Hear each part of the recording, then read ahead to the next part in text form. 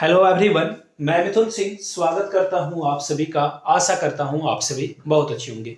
झारखंड 26,001 शिक्षक भर्ती के लिए देखिए अब आपके लिए जो है पेपर 2 6 to 8 के लिए खोट्ठा का जो सिलेबस है वो क्या रहने वाला है इसके बारे में बात करेंगे। बाय द वे, अगर आपको शॉर्ट में खोट्ठा के कहानियों को हिंदी में समझना है छोटे छोटे पॉइंट्स में तो प्लीज नीचे कमेंट करके लिख दीजिएगा खोट्ठा डैश देकर जो है हिंदी आप लिख दोगे तो इसके ऊपर एक डेडिकेटेड वीडियो जो है जल्द ही आएगी। साथ में जो हम लोग कोशिश कर रहे हैं कि जो टोटल 18 कहानियां आपको खोट्ठा में पढ़नी है उसका हिंदी अनुवाद साथ में एमसीक्यू भी हम लोग करेंगे ताकि, और एमसीक्यू जो करेंगे वो बिल्कुल खोट्ठा में रहेगा ताकि आपका जो एग्जाम वाला एक्सपीरियंस है वो घर पे हो जाए। तो चलिए खोट्ठा वाले सिलेबस को हम लोग डिस्कस करेंगे इस वीडियो में। उससे पहले आप लोगों से रिक्वेस्ट है, जिन लोगों का पेपर 2 हिंदी है ना वो वीडियो अपलोड हो चुकी है, जाकर आप उसे देख सकते हैं। और इस वीडियो के डिस्क्रिप्शन बॉक्स में आपको मिलेगा करंट अफेयर्स। जी हाँ, करंट अफेयर्स, दिसंबर के पूरे महीने का करंट अफेयर्स मैंने आप लोगों के लिए पढ़ा दिया है, बहुत ही इंपॉर्टेंट है, पढ़ लीजिए जाकर। दूसरी बात, जो आपका पेपर 3 है ना, पेपर 3 में आपसे जो कॉमन जीके, स्टैटिक्स जीके के जो क्वेश्चन पूछे जाएंगे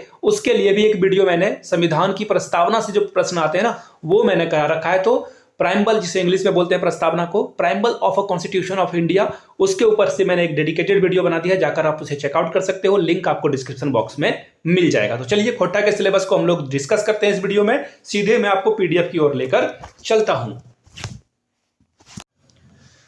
तो चलिए ऑफिशियल पीडीएफ में याद रखिएगा, ये आपका जो सिलेबस है ना वो 13वां नंबर है, परिशिष्ट 13। 12 मत पढ़ लेना, 12 1 to 5 के लिए है। और अगर आपका 1 to 5 है तो नीचे कमेंट करके 1 to 5 लिख देना ताकि आपके लिए अलग से एक डेडिकेटेड वीडियो बना दी जाए। तो चलिए सीधे सीधे जो है हम लोग बात करेंगे और देखेंगे कि क्या क्या आपको खोट्ठा में पढ़ना है। सबसे पहले व्याकरण यानी कि ग्रामर में खोट्ठा भाषा का जो वर्ण विचार है वो पढ़ लेना है आपको। संज्ञा पढ़ना है, सर्वनाम, लिंग, वचन, कारक, विशेषण, काल, क्रिया, समास, अव्यय, वाच्य, वाक्य के भेद, विपरार्थक शब्द और उनार्थक शब्द, ये आपको व्याकरण में पढ़ना है। ये व्याकरण का सिलेबस मैंने आपको पहले बता दिया।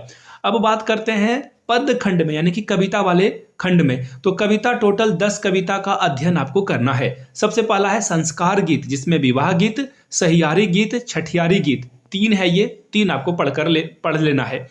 अब पर्व गीत में जो त्योहार गीत है, कर्म गीत 2 है, सोहराय गीत 1 है, तो ये भी आपको 3 पढ़ना है। 3 3 6 हो गए, बचे 4, जिसमें एक श्रम गीत है, एक बाल गीत है, एक ऋतु गीत है और एक सामान्य गीत है। ये आपको 10 गीत आपको पढ़ लेने हैं अच्छे से। अब देखिए ये जो शिष्ट गीत है ना, ये आपको खोट्ठा भाषा की 10 प्रतिनिधि कविताएं हैं और 10 गीत हैं, ये आपको पढ़ लेना है। अब आगे देखिए कविता की बात करते हैं। तो एक पथिया डोंगल महुआ, ये जो संकलन और संपादक है संतोष कुमार महतो की जो प्रथम 10 कविताएं हैं वो आपको पढ़ना है। देखिए कौन कौन सी कविताएं हैं, एक एक करके हम लोग देखेंगे। अब देखिए यहाँ से जो ख नंबर पाठ है गीत का, उसमें देखिए माइंदर बाजे रे बाजी बासी बाजे रे, ये सुकुमार के द्वारा लिखी गई है, ये पढ़ना है आपको। बोने पकाइल सैया कोयर, कोयर कोयर वो जो कोर होता है ना, वो दिनेश दिनमणि के द्वारा लिखी गई है।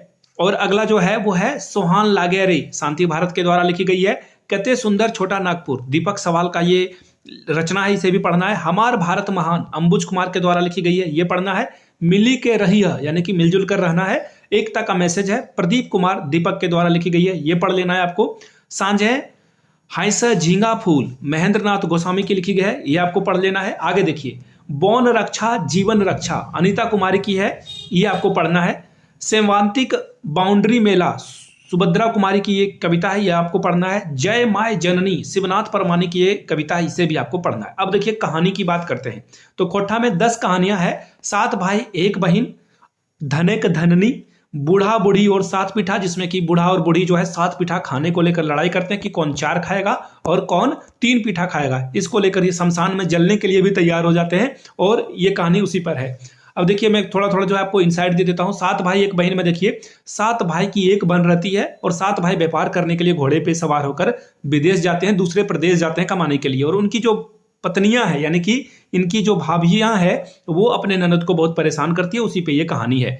धनेक धधैनी, मतलब इसमें देखो एक जो बच्चा होता है वो अपने बूढ़ी दादी के साथ रहता है और फिर उसमें होता क्या है ना कि उसकी दादी जो है उसे पैसा कुछ देती है मेला से कुछ खरीदने के लिए, बिजनेस करने के लिए, तो वो जाकर बंदर खरीद लेता है और फिर बंदर जो है इन लोगों को बहुत धनी बनाता है। राजा की पुत्री से उस लड़के का विवाह होता है और फिर जो है आगे की कहानी है वो आगे आगे बताया जाएगा।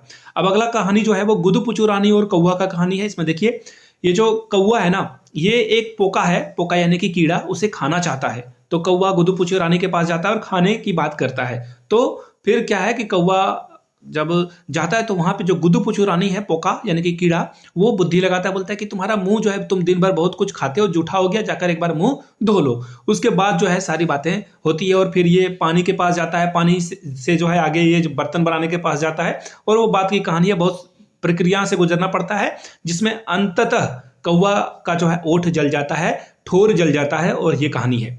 अब देखिए गोहराइक परल, इसमें जो है जानवरों की कहानी है कि एक जो चरवाहा है वो जानवरों को रखता है, उसके उसकी जो है सेवा सुरभि करता है, तो जानवर से वो बहुत फायदा कमाता है, फसल वगैरह उसकी अच्छी होती है और फिर बाद में वो जानवरों को जो है उसका फल नहीं देता, जिसके कारण जो है ये कहानी उसके ऊपर है कि आपको जो है जानवरों की भी आपको पूजा करना है। गोहाइल परब यानी कि गोहाल यानी कि जो जानवरों के रहने का स्थान है, गायों का रहने का स्थान है, उसकी भी आपको पूजा करनी होगी। अब देखिए बूढ़ी आर ओकर नाती, इस बूढ़ी और ओकर नाती का कहानी क्या है।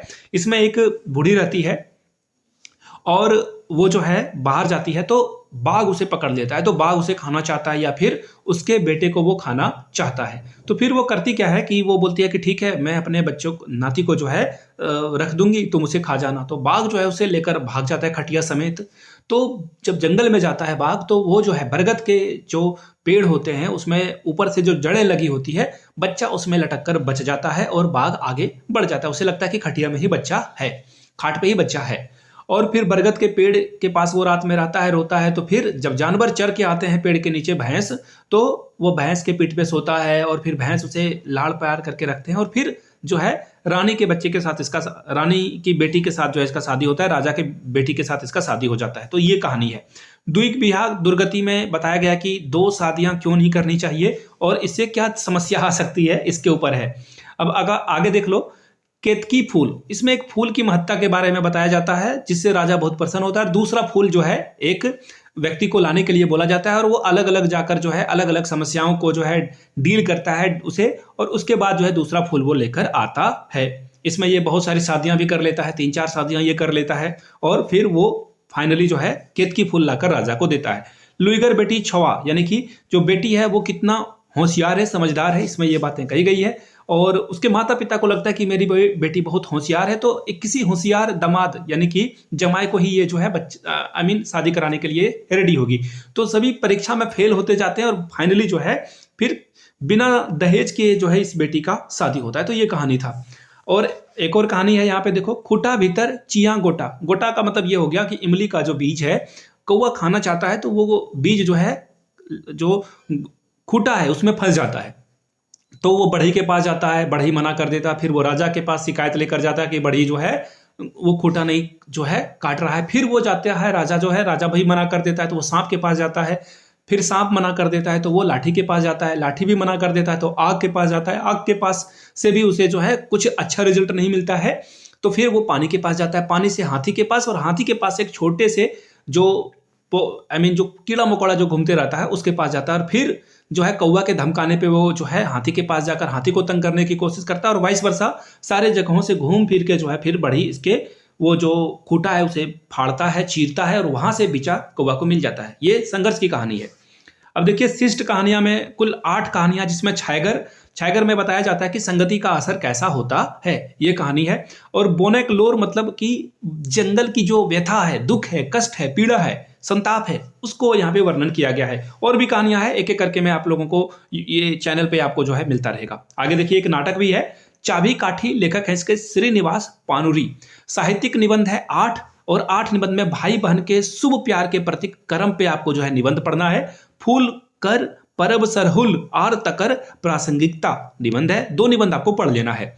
अब देखिए खोटा साहित्यकार के व्यक्तित्व और उनकी कृतियों के बारे में आपको पढ़ना है। भुवनेश्वर दत्त शर्मा व्याकुल, श्रीनिवास पानुरी एके झा, विश्वनाथ दसौंधी राज, विश्वनाथ नागर शिवनाथ प्रमाणिक, श्याम सुंदर महतो, श्याम, इनके बारे में आपको पढ़ लेना है। तो ये खोटा का पूरा सिलेबस था। वीडियो यहाँ तक देखिए, और आपको अगर कहानी में मैंने छोटी छोटी जो है इनसाइड दी है जिससे आपको समझ में आया तो नीचे कमेंट करके जय हिंद जरूर लिखिएगा। बाय द वे, आप वीडियो को कहाँ से देख रहे हो? मैं ये वीडियो देवघर से बना रहा हूँ। अगर आप झारखंड के किसी भी जिले से इस वीडियो को देख रहे हैं, जामताड़ा हो, रांची हो, खूंटी हो, गोड्डा हो, जहां से भी आप इस वीडियो को देख रहे हैं, नीचे कमेंट करके जरूर लिखें। वीडियो को यहाँ तक देखने के लिए आप सभी का बहुत बहुत शुक्रिया। Have a good day.